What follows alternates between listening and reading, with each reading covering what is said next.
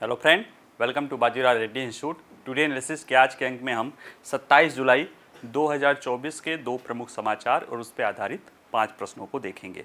इसमें से पहला समाचार है दक्षिणी चीन सागर या फिलीपींस के पास जो मनीला की खाड़ी है उसमें एक ऑयल टैंकर दुर्घटनाग्रस्त हो गया है और जिसके कारण तेल रिसाव या ऑयल स्पिल की घटना का एक कह सकते हो पर्यावरणीय आपदा का एक खतरा उत्पन्न हो गया है। तो इसको हम समझेंगे कि ये क्या घटना हुई है, कैसे ये घटना या तेल रिसाव क्या होता है सागरों में और उसका क्या पर्यावरणीय प्रभाव पड़ता है और इसको कैसे दूर किया जाता है। ठीक है, इसको समझेंगे। दूसरा समाचार है कि अभी 21 जुलाई से लेकर 31 जुलाई तक भारत में यूनेस्को का सम्मेलन चल रहा है। ठीक है, और उसमें भारत द्वारा एकमात्र स्थल जिसे नामित करना था उसको बोलते हैं मोइदम। नाम थोड़ा सा अहोम राजा का है, मोइदम, या इसको चाउरादेव मोदम बोलते हैं। उनको यूनेस्को के हेरिटेज लिस्ट में शामिल कर लिया गया है और ये नॉर्थ ईस्ट का पहला सांस्कृतिक है, नॉर्थ ईस्ट भी मान सकते हो आसाम का, कि पहला सांस्कृतिक जो है या कल्चरल हेरिटेज है, स्थल है, हेरिटेज साइट है और वैसे ओवरऑल तीसरा हेरिटेज साइट है। ठीक है, तो आइए ज़रा देखते हैं और फिर इन्हीं पर आधारित 5 प्रश्नों को भी देखेंगे। फिलीपींस के पास क्रूड टैंकर के डूबने से पर्यावरण पर तेल रिसाव का प्रभाव। देखिए यहाँ पे एक पक्षी दिख रही है, उसके पूरे पंख और ऊपर जो है क्रूड ऑयल चिपका हुआ है और ये एक कह सकते हो कि पर्यावरण की दृष्टि से, समुद्री पारिस्थितिकी तंत्र के दृष्टि से एक बड़ा खतरा है। ये मामला ये है कि फिलीपींस के पास एक ऑयल टैंकर दुर्घटनाग्रस्त हो गई है, डूब गया है, जिससे ये डर है कि उसमें का जो तेल है वो रिसाव होके एक गंभीर चुनौती उत्पन्न करेगा। तो देखते हैं पर चर्चा में क्यों है। तो अभी कल परसों टाइफून गेमी आया था ताइवान, फिलीपींस और दक्षिणी पूर्वी चीन सागर के, और इसने तबाही मचाई और काफ़ी विनाश किया। उसके इसी टाइफून के कारण एक भारी बारिश होती है और भी प्रभाव स्वरूप जो है 25 जुलाई को यानी परसों मनीला की खाड़ी में 1.4 मिलियन लीटर तेल से लदा तेल टैंकर MT टेरा नोवा नाम है, ये डूब जाता है। ये फिलीपींस जा रहा था, ये वहाँ पे डूब जाता है। और जब टैंकर डूबता है तो उसके बाद भाई जो लोग जान गई और ये समस्या तो है ही, उस तेल के समुद्र में स्पिल होने या फैलने या रिसाव का खतरा बढ़ जाता है और वही ये दुर्घटना ने गंभीर पर्यावरणीय तेल रिसाव की गंभीर पर्यावरणीय चिंता को जन्म दे दिया है।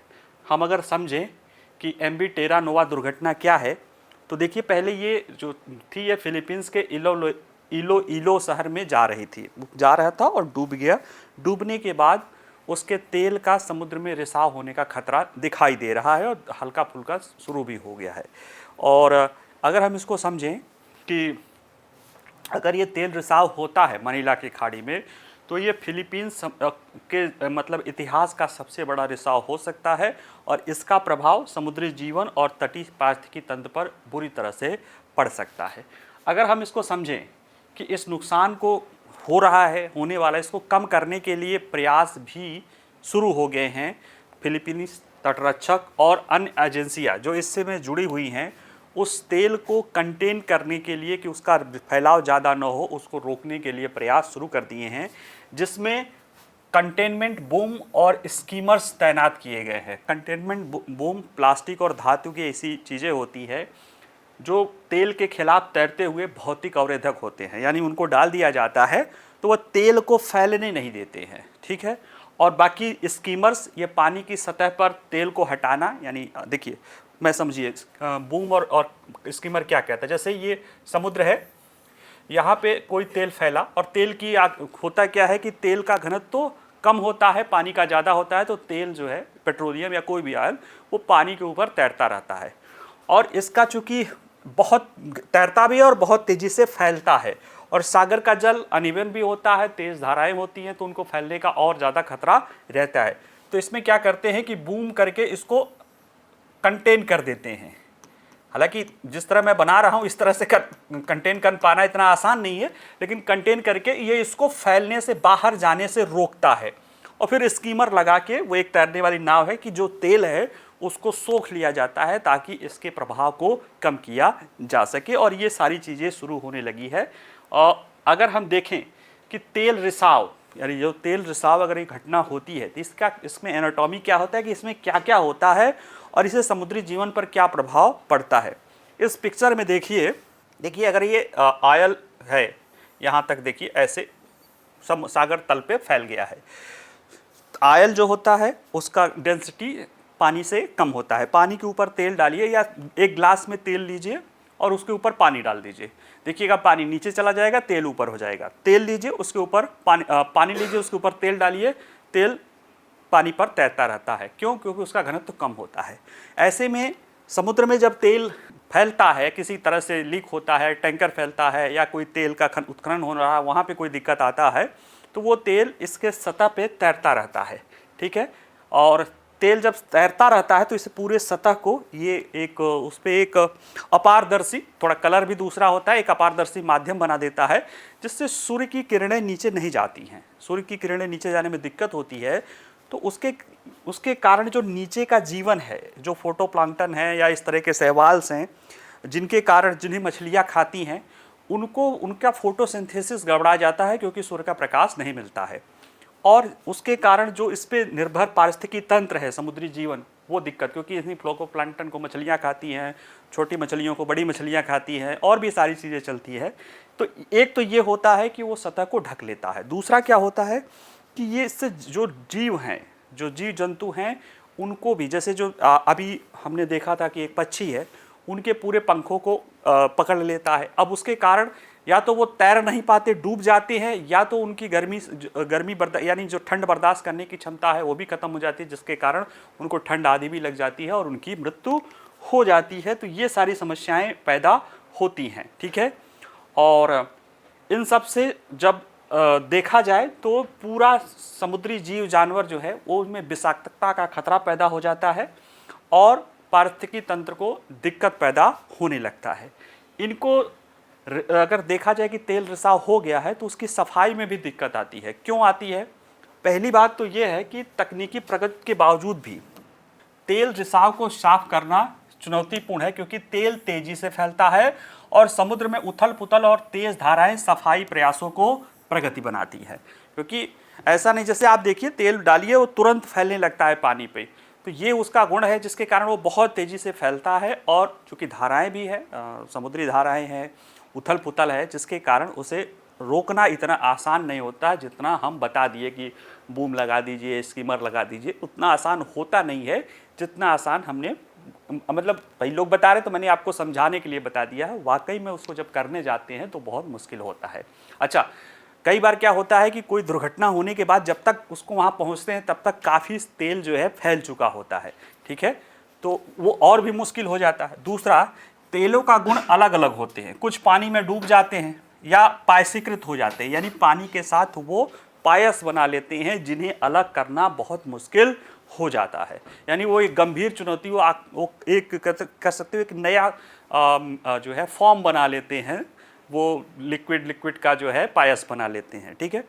दूसरा है कि अगर इनको हम रासायनिक तरीके से अलग करने की कोशिश भी करते हैं कि रासायनिक प्रक्रियाओं के द्वारा, तो समुद्र के पारिस्थितिकी तंत्र को खतरा उत्पन्न हो जाता है। और अगर फिजिकली करते हैं तो बहुत समय लगता है, उसमें संसाधन लगता है, जिसके कारण इनकी साफ सफाई भी करना मुश्किल हो जाता है। कई ऐसी घटनाएं अगर हम देखें तो अभी जो 10-20 साल पहले तेल आयल स्पिल हुआ, उसके भी पूरी तरह से सोखने के लिए अभी तक, या उसके प्रभाव को कम करने को लेकर अभी भी वहाँ पे प्रयास जारी हैं, ठीक है। अगर हम इनके देखें कि तेल रिसाव को, पर्यावरण को कैसे प्रभावित करता है उनमें दीर्घकाल से, तो आप समझिए कि तेल रिसाव के जो दीर्घकालिक प्रभाव हैं वो व्यापक हैं। ये समुद्री पारिस्थितिकी तंत्र को, उनके हैबिटेट को, स्थानीय अर्थव्यवस्था को प्रभावित करते हैं।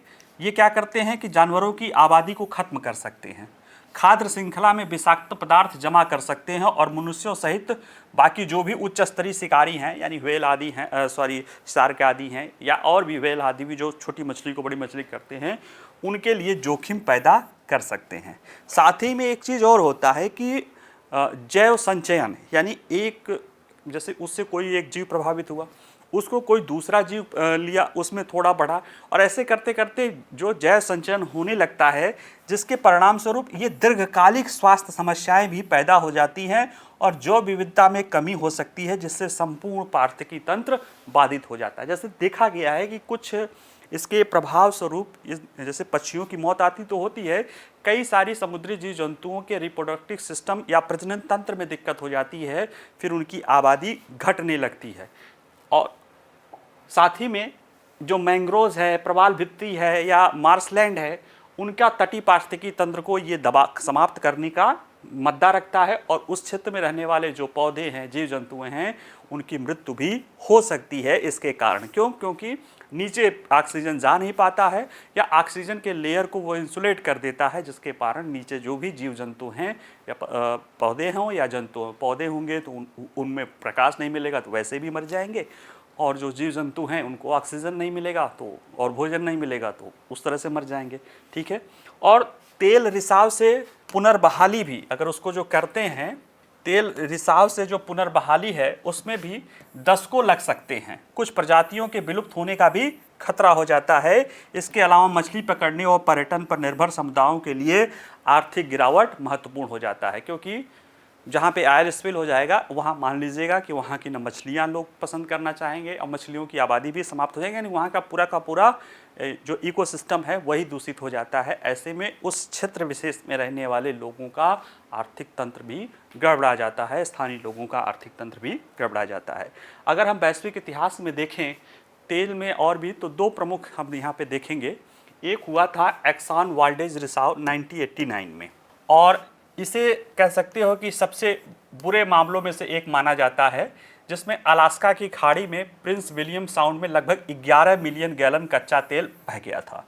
और इस रिसाव से अनुमानित 2,50,000 समुद्री पक्षी, 2800 समुद्री उदबिलाव, 300 हार्बर सील, ईगल, कई सारे किलर व्हेल और अरबों सैल्मन और हेरिंग अंडे मारे गए थे। ये देखिए पारिस्थितिकी तंत्र को इससे जो नुकसान हुआ था। साथ ही में व्यापक सफाई प्रयासों के बावजूद भी इस क्षेत्र में पर्यावरणीय क्षति जारी है। यानी 89 में हुआ था, आप सोचिए 35 साल हो गया है, लेकिन अभी भी पर्यावरणीय क्षति जारी है। और वन्यजीव आबादी यानी जो समुद्री आबादी है उस क्षेत्र की अभी तक पूरे अपने पुराने अवस्था में नहीं लौटी है। साथ ही में जो अध्ययन किए गए हैं, यूनाइटेड स्टेट जियोलॉजिकल सर्वे द्वारा जो अध्ययन किया गया है, उसमें ये लगा है कि तलछट में लगातार प्रदूषण है, कुछ मछलियों की आबादी में निरंतर गिरावट हो रही है, केल्प वनों और अनावश्यक आवासों को बहाल करने में निरंतर चुनौतियां ये चीज़ शामिल है। ये इसकी सबसे बड़ी समस्या है कि ये इतने लंबे समय तक इसका प्रभाव रहता है कि जिसे आप कह सकते हो कि इतना लंबा, इतना श्रम साध्य होता है कि आप उसकी देख लीजिए, अध्ययन की बात है। इसी तरह की एक डीप वाटर होराइजन आपदा 2010 में हुआ था मैक्सिको की खाड़ी में, और ये भी एक बहुत महत्वपूर्ण कह सकते हो कि ऑयल स्पिल या ऑयल लीक माना गया है। इसमें 210 मिलियन गैलन तेल बह गया था समुद्र में। ठीक है। और इसके कारण खाड़ी के समुद्री जीवन पर अस्थायी प्रभावों का दस्तावेजीकरण किया गया, जिसमें जानवरों की आबादी में कमी, गहरे समुद्र के कोरल पारिस्थितिकी तंत्र को गंभीर नुकसान शामिल है। साथ में पारिस्थितिकी तंत्र को बहाल करने के प्रयास जारी हैं, जिसमें हैबिटेट को पुनर्बहाल करने के लिए वैज्ञानिक प्रयास भी उसमें सम्मिलित हैं। तो ये कुछ दो प्रमुख घटनाएं हैं, एक अभी मनीला की खाड़ी में और इस तरह की सारी चीज़ें हैं, इसको हमने देखा है। ठीक है। आइए अगला जो हमारा समाचार देखते हैं वो है मोइदम, ये अहोम राजवंशों की माउंट दफन प्रणाली, यानी एक गुंबद नुमा, आप अगर देखें तो ये गुंबद बना हुआ है। आप इसको मिस्र की पिरामिडों से तुलना कर सकते हैं। ये इसे जो है भारत ने इसे सांस्कृतिक विरासत के स्थल के रूप में यूनेस्को के लिए रखा था, और जो भारत में चल रही 46वीं इसकी जो मीटिंग चल रही है उसमें इसे उस सूची में शामिल कर लिया गया है। और एक तरह से भारत के 43 स्थल विभिन्न श्रेणियों में यूनेस्को के हेरिटेज लिस्ट में हैं, और नॉर्थ ईस्ट का ये पहला सांस्कृतिक स्थल है, और तीसरा जो है वैसे स्थल है जिसमें से काजीरंगा और वो की चीज़ भी है।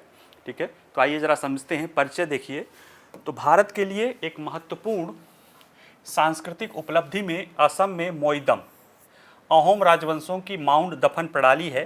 इसे इस टीलेनुमा संरचना में दफनाने की व्यवस्था को कहते हैं, आधिकारिक तौर पर यूनेस्को की विश्व विरासत सूची में शामिल हो गई है। यह घोषणा 26 जुलाई को नई दिल्ली में विश्व धरोहर समिति के चल रहे 46वें सत्र के दौरान ये किया गया कि भारत का मोइदम, असम का मोइदम या भारत का मोइदम सांस्कृतिक लिस्ट में शामिल हो गया है। सांस्कृतिक लिस्ट में ये शामिल हुआ जो स्थल है वो भारत का 43वां 43rd स्थल है। ठीक है, भारत का 43वां है और असम का तीसरा विश्व धरोहर स्थल है। पहले असम में काजीरंगा राष्ट्रीय उद्यान और मानस वन्यजीव अभयारण्य को 1985 में प्राकृतिक श्रेणी में शामिल किया गया था। यानी यूनेस्को के हेरिटेज लिस्ट में असम के 2 स्थल 1985 में नेचुरल हेरिटेज के रूप में शामिल हैं, काजीरंगा और मानस वन्यजीव अभयारण्य, और एक जब ये तीसरा शामिल हो गया असम का मोइदम। और ये नॉर्थ ईस्ट का भी आप कह सकते हो कि पहला सांस्कृतिक स्थल है, असम का भी पहला सांस्कृतिक स्थल है, और भारत का ओवरऑल 43वां जो है स्थल है जिसे यूनेस्को के हेरिटेज लिस्ट में शामिल किया गया है। मोइदम का यूनेस्को की विश्व विरासत सूची में शामिल होने का महत्व, तो देखिए ये जो नाम बड़ा अजीब है थोड़ा सा, चौराई देव के मोइदम है, ये विशाल वास्तुकला के माध्यम से वहाँ के अहोम वंश के शाही वंश का जश्न मनाते हैं, उनको संरक्षित करते हैं और उनकी तुलना में मिस्र के फिरौन के पिरामिडों और प्राचीन चीन में शाही कब्रों से की जा सकती है। जो चीन के शाही कब्र रहे हैं या मिस्र के जो पिरामिड रहे हैं उनसे इनकी तुलना की जाती रही है। और हमारे सांस्कृतिक मंत्री गजेंद्र सिंह शेखावत ने कहा है कि यह मान्यता चराई देव में अहोम राजाओं की अनूठी 700 साल पुरानी टीले वाली दफन प्रणाली की ओर वैश्विक ध्यान आकर्षित करती है, जो असम और भारत की समृद्ध सांस्कृतिक विरासत को उजागर करती है। इसके द्वारा ये नामांकित होना कहीं न कहीं पूर्वोत्तर के सांस्कृतिक क्षेत्र पे यूनेस्को के एक लिस्ट में से शामिल होना इसे महत्वपूर्ण बनाता है, और कहीं न कहीं यह उसके ऐतिहासिक महत्व को भी दर्शाता है। इसके बारे में अगर देखें मोइदम या शाही परिवार का कब्रिस्तान, तो देखिए ऐसे ही बनता है। कब्रिस्तान या अभी हमने देखा ना कि चीन के फेमस शाही कब्रिस्तान से मिला हुआ है, क्योंकि अगर देखा जाए तो ये असम के चाइरादेव में है, पटकाई बूम श्रेणी के तलछटी में है, और ये ताई अहोम जो राजवंश था उनसे जुड़ा हुआ है, उनके राजाओं का कब्रिस्तान है। और ये ताई अहोम आए ही थे चीन के यूनान प्रांत से, तो वहाँ की ही कल्चर को लेकर आए होंगे संभवतः। तो देखिए मोइदम, इसे असम के पिरामिड भी बोला जाता है, लेकिन पिरामिड तो इस तरह के आकार का होता है। तो गुंबदनुमा टीला जो है ये असम के चाइरादेव जिले में अहोम शाही परिवार का कब्रिस्तान है, और ताई अहोम द्वारा बनाया गया ये शाही टीला दफन स्थल पूर्वी असम में पटकई पर्वतमाला की तलछड़ी में स्थित है। और ऐसा देखिए ये जो कब्रिस्तान है या इस तरह का बनाया गया है, ऐसा नहीं है कि सिर्फ चाइरादेव में ही है, ये अन्य जो ब्रह्मपुत्र घाटी है उसमें भी ऐसे बहुत सारे हैं, लेकिन जो ये चाइरादेव वाला है जिसे विश्व विरासत स्थल में शामिल किया गया है, ये अपने आप में विशेष है क्योंकि अहोम राजाओं के बारे में इसमें है। और ये दफन टीलों को ताई अहोम द्वारा पवित्र माना जाता है और उनकी अनूठी अंत्येष्टि प्रथाओं को भी ये दर्शाता है। अगर इसके बारे में और हम जरा जानें तो ताई अहोम लोग 13वीं सदी में असम आए थे, चीन के यूनान से असम आए थे, और चाइरादेव जो जगह है उसको अपना पहला शहर और शाही कब्रिस्तान के रूप में किया था। इनकी राजधानी भी यहीं बनी थी, पहला शहर भी बना था, शाही कब्रिस्तान भी यहीं बना था। बाद में और जगहों को इन्होंने चेंज किया था। और 600 वर्षों के लिए यानी 13वीं से 19वीं शताब्दी तक ताई अहोम ने इस पवित्र भूगोल को बनाने में महत्व किया है। यहाँ पे जंगलों को विकसित किया है, पानी जैसे प्राकृतिक तत्वों का उपयोग किया है, और इसे होम फॉर स्पिरिट यानी आत्मा के लिए घर कहते थे, और ये उनके साथ दफनाते थे। पहले इसमें जब ताई अहोम था तो वो अपने राजाओं को दिव्य मानते थे, उनके दफन के लिए इनमें कई सारी चीज़ें दी जाती थी, नौकर चाकर भी रखे जाते थे, सोने गहने भी रखे जाते थे। बाद में उन्होंने परंपरा बदल दी और शुरू में तो ये कब्र दफनाते थे, बाद में उसका अंत्येष्टि करने लगे हैं। और उसके बाद यानी 18वीं शताब्दी के बाद से अहोम शासकों में दाह संस्कार शुरू हो गई, और उसके बाद हड्डियों और राख को यहाँ पे दफनाया जाता है। ठीक है, तो ये पूरी है, ये नहीं है कि कब्रगाह है, पहले कब्रगाह थे, बाद में जब उन्होंने दाह संस्कार शुरू कर दिया तो दाह संस्कार के बाद जो हड्डी और राख थे बाकी अन्य चीज़ों के साथ वो यहाँ पे रखते हैं, क्योंकि वो इसको पवित्र मानते हैं। यूनेस्को का विश्व धरोहर समिति का 46वां सत्र भारत में आयोजन हो रहा है। इसको ज़रा देखें तो देखिए 46वां सत्र यूनेस्को का वर्ल्ड हेरिटेज समिति का 21 जुलाई को शुरू हुआ है और 31 जुलाई तक ये नई दिल्ली के भारत के मंडपम में चलेगा। इसमें 150 से अधिक राज्य पक्षकार शामिल हुए हैं, जो सभी यूनेस्को की विश्व धरोहर सम्मेलन के हस्ताक्षर करता हैं। और यहाँ पे किसको किसको शामिल किया जाएगा, इस पर चर्चा की जाएगी। 2024 में दुनिया भर में 27 नामांकन हैं, जिसमें से भारत का एक नामांकन था मोइदम अहोम राजवंश का टीला, जिसे शामिल कर लिया गया है। और बाकी जो और 27 हैं उसमें से 19 सांस्कृतिक हैं, 4 प्राकृतिक हैं, 2 मिश्रित स्थल हैं और ये पूरे दुनिया भर से हैं। तो भारत का एक ही था, उसको शामिल कर लिया गया है। इस सम्मेलन में प्रधानमंत्री भी शामिल हुए हैं, विदेश मंत्री भी शामिल हुए हैं। तो इस तरह का जो सम्मेलन है वो तो शामिल होते ही हैं। तो ये चीज़ें हैं चौरादो के माइदुम के बारे में। ठीक है, आइए हम इससे जुड़े प्रश्नों को देखते हैं। देखिए, चर्चा में रहे मोइदम अहोम राजवंश की माउंट दफन प्रणाली के संदर्भ में निम्नलिखित कथनों पर विचार कीजिए। यह यूनेस्को की विश्व धरोहर सूची में शामिल होने वाला भारत के पूर्वोत्तर क्षेत्र से पहला विरासत स्थल है। ठीक है, ताई अहोम ने अपने राजाओं को दिव्य मानते हुए शाही दफन के लिए मोइदम्स के निर्माण की एक अलग अंतर्राष्ट्रीय परंपरा विकसित की है। 2 स्टेटमेंट है, इनके आधार पर आपको 4 विकल्प है, केवल 1, केवल 2, 1 और 2 दोनों उपयुक्त में से कोई नहीं। दूसरा है, चर्चा में रहे मोइदम से जुड़े ताई अहोम लोग 13वीं शताब्दी में असम पहुंचे और उन्होंने निम्नलिखित किस शहर को अपने पहले शहर और शाही कब्रिस्तान के साइट के रूप में विस्थापित किया। अब इतने बार नाम ले लिए हैं तो जान ही गए होंगे। पहला है चायरादेव, दूसरा है बकाटा, तीसरे है गढ़गांव, चौथा है तलातलगर। ये सब अहोम राजवंश से ही नाम जुड़े हुए हैं, तो एक बार उनको भी देख लीजिएगा। ठीक है, नाम तो आप जान ही रहे होंगे कि किससे पहले किया है। तीसरा है, हाल ही में खबरों में रहे MT टेरा नोवा दुर्घटना के संदर्भ में निम्नलिखित कथनों पर विचार कीजिए। इस दुर्घटना के कारण मनीला की खाड़ी में तेल रिसाव का खतरा उत्पन्न हो गया है। इस नुकसान को कम करने के लिए कंटेनमेंट बूम और स्कीमर तैनात की जा रही है। तो ये 2 स्टेटमेंट है, इनके आधार पर आपके पास विकल्प है। कौन सही है? केवल 1, केवल 2, 1 और 2 दोनों उपयुक्त में से कोई नहीं। चौथा है, तेल रिसाव के इतिहास की एक प्रमुख घटना 1989 का एक्सान वाल्डेज रिसाव निम्नलिखित किस समुद्री क्षेत्र में हुआ था? मैक्सिको की खाड़ी में, बाल्टिक सागर में, मनीला की खाड़ी में, अलास्का की खाड़ी में। ठीक है, तो आप इसको पढ़ेंगे, समझे होंगे तो कर डालेंगे। चौथा है, चर्चा में रहे समुद्र में तेल रिसाव की घटना के संदर्भ में निम्नलिखित कथनों पर विचार कीजिए। तकनीकी प्रगति के बावजूद भी तेल रिसाव को साफ करना चुनौतीपूर्ण है। समुद्र में उथल पुथल और तेज धाराएं सफाई के प्रयासों को जटिल बना देती हैं।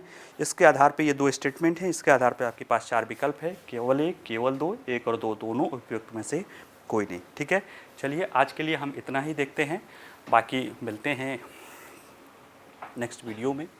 कोई भी प्रश्न रहे तो आप कमेंट्स में पूछ सकते हैं, प्रश्नों का जवाब दे सकते हैं। वीडियो पसंद आए तो लाइक करिए, शेयर करिए, बाकी रिवीजन करते रहिए, पढ़ते रहिए, मस्त रहिए। नमस्कार, धन्यवाद।